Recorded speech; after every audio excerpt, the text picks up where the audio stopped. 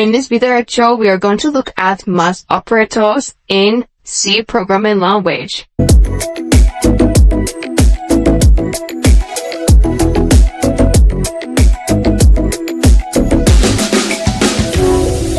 Okay, so the math term as a programmer, you would like to divide, add, multiply, and do some other things using mathematical operators.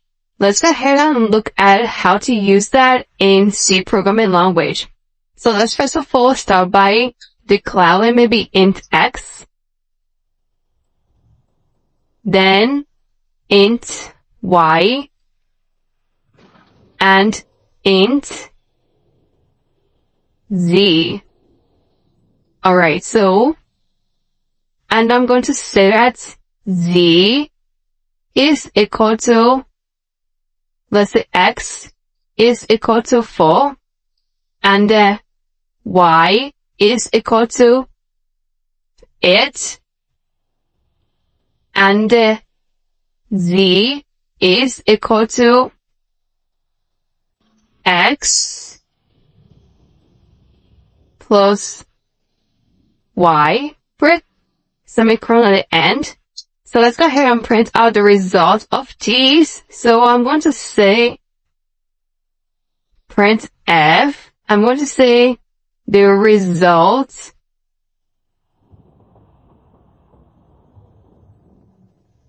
of z is.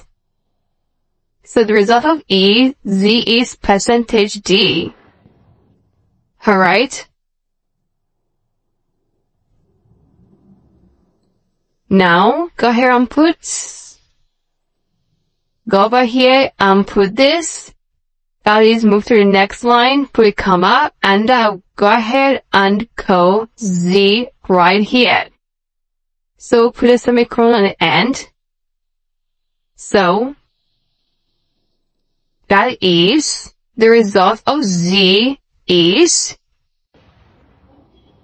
12. So 4 plus 8 is 12. So that is the very first one. You can change these to multiplication by putting x there is right there. So 4 multiply 8. Let's check the result of z is 32. So the result of z is 32. So just the sign is applicable to minus z x minus y. So let's check it out. So that is minus 4. You can see that. So the next one is division. Go ahead and run the code and check it out.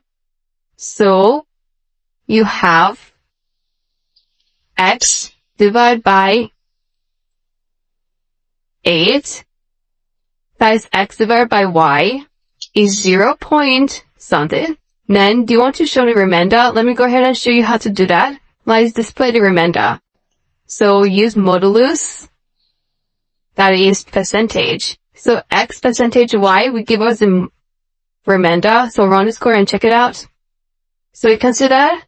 So, the result of z is 4. So, that is the modulus, the remainder of that.